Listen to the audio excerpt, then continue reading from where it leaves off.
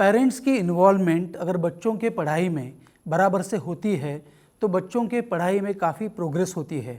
Scholar students के parents उनके बच्चों के पढ़ाई में इन 3 बातों पर फोकस करते हैं। First is time, money and energy. आप बच्चों को टाइम ज़्यादा दो या कम दो, लेकिन उन्हें डेवलप करने में, मतलब पढ़ाई में और संस्कारों में आपने हर रोज़ इफ़ेक्टिव टाइम कितना दिया है, ये बहुत ही इम्पॉर्टेंट होता है। लेकिन ऐसा भी हो सकता है कि आप पूरा दिन सिर्फ उनके साथ हो और आप आपके ही काम में बिज़ी हो, आप व्हाट्सएप पे हो, फेसबुक पे हो, इंस्टाग्राम पे हो, या मेल्स चेक कर रहे हो, या सोशल मीडिया पर हो, या आप आपके खुद के घर के काम कर रहे हो, तो आपका बच्चों के डेवलपमेंट में उस दिन का कंट्रीब्यूशन ज़ीरो है। बहुत से पेरेंट्स मुझे ये बोलते हैं कि हम बिज़ी है तो हम उनके पढ़ाई में उतना टाइम नहीं दे सकते हैं।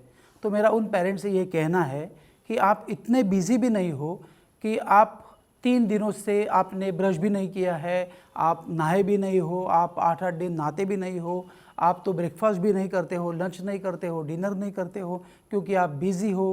पूरे दिन में आपने व्हाट्सएप पर चैटिंग नहीं किए है, या बिज़ी होने की वजह से आज आप टॉयलेट भी नहीं गए हो, आप एक हफ्ते से ये सभी काम कर ही नहीं रहे हो। आप फ़ोन पर रिलेटिव्स या दोस्तों से भी बात नहीं कर रहे हो, ऑफिस में ही आप बहुत काम है इसलिए ऑफिस में ही रह रहे हो, आप घर पर भी नहीं आ रहे हो, आपने व्हाट्सएप पिछले 10 दिनों से देखा भी नहीं है। तो सचमुच आप इतने बिज़ी भी नहीं है कि आप दिन के आपके बच्चों के लिए 15 या 20 मिनट नहीं दे सकते हो। अब पेरेंट्स मुझे पूछते हैं कि ठीक है सर, हम पढ़ाई में इंटरेस्ट लेने के लिए तैयार हैं, तो आपको क्या लगता है कि हमें क्या करना चाहिए? तो मेरा ये कहना है कि पहले आप YouTube पर मेरी एक सीरीज़ है, जिस सीरीज़ का नाम है मेकिंग ऑफ स्कॉलर स्टूडेंट्स, उसके सभी पार्ट्स कम से कम 4 या 5 बार देखो।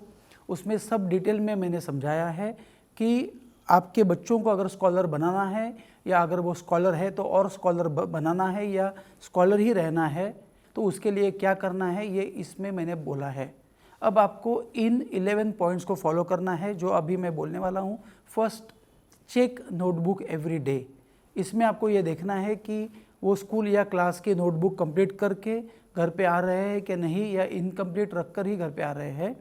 तो आप आपके स्कूल के व्हाट्सएप ग्रुप से अगर उनके नोटबुक इनकम्प्लीट है तो उसके किसी दोस्त के नोटबुक के फ़ोटो लेकर उन्हें कंप्लीट करने के लिए उसके साथ बैठो। अगर वो रोज़ ही इनकम्प्लीट रख कर आ रहा है तो आप उसके स्कूल में जाकर टीचर से मिलो, लेकिन 10 बार आप उसके मुंह पर ये मत बोलो कि तू स्लो है, या तू नहीं लिखता है क्योंकि तू स्लो है। नहीं तो वो यही एक्सेप्ट करेगा कि वो स्लो है और उसके सबकॉन्शियस माइंड में ये बिलीफ फिट हो जाएगी। Second, revise same day. आज उसे स्कूल में जो भी लेसन स्कूल में या क्लास में पढ़ाया है तो आप उससे उस लेसन को टेक्स्ट बुक से रीड करवाओ, या अगर आपको कम से कम समय में ज़्यादा पढ़ाई करनी है तो आप हमारे home revise audio visual animated software से उससे फास्ट पढ़ाई करवा सकते हो। यहाँ पर ध्यान रखना है कि हर पैराग्राफ वो ज़ोर से रीड कर रहा है और आप उसे उस पैराग्राफ को इंग्लिश और आपकी जो लोकल लैंग्वेज है उसके मिक्सचर में उसे एक्सप्लेन करने के लिए बोल रहे हो, और वो पढ़ने के बाद एक्सप्लेन कर रहा है। यहाँ पर आपको यही गारंटी होनी चाहिए कि उसे उस लेसन के हर पैराग्राफ की अंडरस्टैंडिंग अच्छे से हुई है, उसको वो पैराग्राफ समझा है और वो आपको एज ए टीचर एक्सप्लेन कर रहा है। इसका मतलब यह है कि once teaching is twice learning. इसका मतलब यह है कि आपका बच्चा अगर आपको पहली बार एक्सप्लेन कर रहा है तो वो दूसरी बार उस लेसन को लर्न कर रहा है, क्योंकि पहली बार उसने पढ़ा है और वो सेकेंड टाइम आपको वो एक्सप्लेन कर रहा है। So once teaching is twice learning.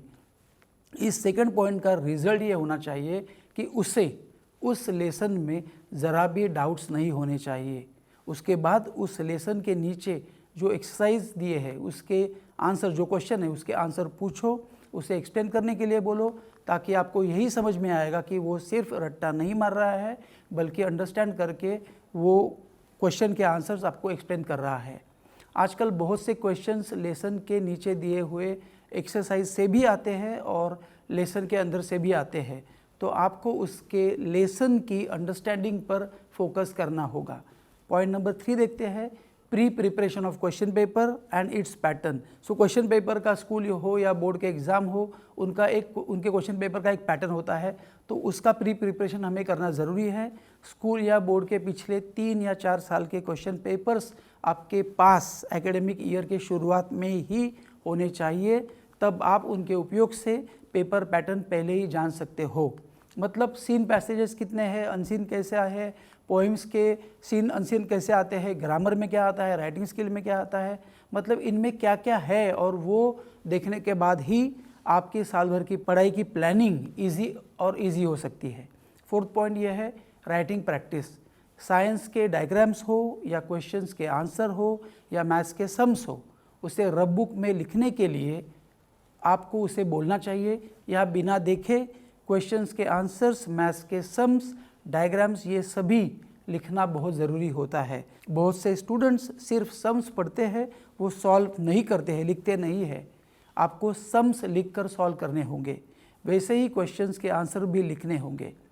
Then 5th point देखते हैं एक्सेप्टेड मेथड और आंसर।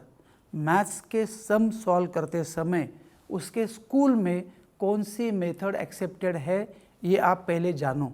यही आप उसे यूज़ करने के लिए कहो, जो उसे स्कूल के नोटबुक में दिए हुए जो सम्स स्टेप वाइज सॉल्व करने के लिए वैसे ही बोलो। क्वेश्चन के आंसर्स लिखते समय स्कूल के नोटबुक में स्कूल के टीचर ने जो आंसर्स दिए हैं, आप सेम टू सेम उसे वही अंडरस्टैंड करवा लो और उससे वही बाय हार्ट करवा लो और उससे वही प्रिपेयर करवा लो, ताकि वो एग्ज़ाम में स्कूल जो एक्सपेक्ट करता है या बोर्ड जो भी एक्सपेक्ट करता है वही एग्ज़ाम में वो लिख सकता है। Point number 6 tables. जैसे केमिस्ट्री में पीरियोडिक टेबल है, वो उससे बाय हार्ट होने चाहिए। मैथ्स में trigonometry, integration and derivatives, biology में किंगडम क्लासिफिकेशन, फाइलम चार्ट है, ये सभी उससे बाय हार्ट करवा लो। 7th पॉइंट है प्री प्रिपरेशन। प्री प्रिपरेशन का मतलब है प्रिपेयर स्कूल में या कोचिंग क्लास में जो भी लेसन पढ़ाए जाने वाले हैं उसे पहले ही प्रिपेयर करो। सो पढ़ाने के पहले अगर एज अ पेरेंट आप उस लेसन की घर पर ही उसकी तैयारी करने के बाद उसे स्कूल या कोचिंग क्लास में भेजते हो तो आप बहुत ही अच्छे पेरेंट्स हो, और अगर आप ऐसा करते हो तो आपको मेरा salute. Point number 8 revision chart. Academic year के शुरुआत से एग्ज़ाम तक हर लेसन और उसके सभी आंसर्स रेगुलर इंटरवल में कम से कम 8 से 10 बार बिना देखे बोले जाने चाहिए और 5, 6, 7 बार बिना देखकर उसे लिखना ज़रूरी है। यही होती है scientific revision. Then point number 9 SAL, मतलब SAL serious about life.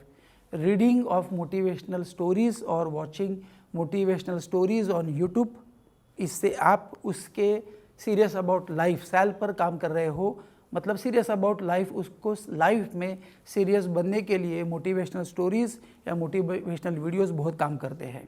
Life में सीरियस होने के लिए मोटिवेशनल बुक्स और यूट्यूब के फ्री वीडियोस आपको 100% काम आने वाले हैं। वैसे ही आप पेड ट्रेनिंग प्रोग्राम भी ले सकते हो और उसे उसके लाइफ में सीरियस कर सकते हो। Then point number 10 be his friend.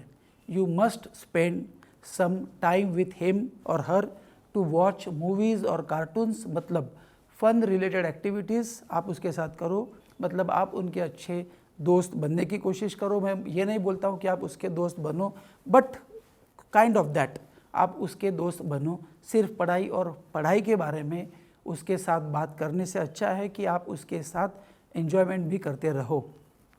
मेरा एक पूरा पेरेंटिंग का कोर्स है, उसमें 100 चैप्टर्स मैंने दिए हैं, वो सब वीडियो फॉर्म में है, आप उन्हें देख सकते हो, सब्सक्राइब कर सकते हो, और आपको अगर आइडियल पेरेंट बनना है तो वो आप देख सकते हो। वैसे ही मैंने बुक लिखी है पेरेंटिंग के ऊपर, वो भी आप पढ़ सकते हो, या बुक और वीडियो आप दोनों भी लेके उसका उपयोग कर सकते हो। Then point number 11 spend money. हम पैसा कमाते ही इसलिए है कि उनकी पढ़ाई अच्छी हो। यहाँ पर आप उसकी स्टडी इजी करने के लिए जितना भी खर्चा करो तो वो कम ही है। उसकी अगर पढ़ाई इजी होती है तो उसका पढ़ाई में इंटरेस्ट बढ़ जाएगा, वो पढ़ाई एंजॉय करेगा और वो पढ़ाई उसके लॉन्ग टर्म मेमोरी में बस जाएगी। वैसे ही आप एक्स्ट्रा करिकुलर एक्टिविटीज़ के जितने भी कोर्सेस हैं तो वो उससे करवाओ, जैसे कि समर कैंप है, हैंड राइटिंग के कोर्स है, अबैकस है, लीडरशिप है, लीडरशिप डेवलपमेंट कोर्सेस है, एट्सेट्रा एट्सेट्रा। तो आपने इस वीडियो को देखा है, आप इस वीडियो को एक बार देखो, 2 बार देखो, आपके घर में डिस्कस करो, लेकिन मैंने इस वीडियो में जो आपको दिया है वो आपके घर में आप कैसे इम्प्लीमेंट करने वाले हो उसका एक एक्शन प्लान बनाओ। अगर आपको कुछ भी डाउट है तो आप हमें 8080972972 इस नंबर पर कॉल कर सकते हो, हम आपसे बात करेंगे। और अगर आपके घर में पढ़ाई में कुछ भी प्रॉब्लम है तो वो हम सॉल्व कर सकते हैं। Thank you very much for watching this video. I wish you all the best. Bye bye, take care.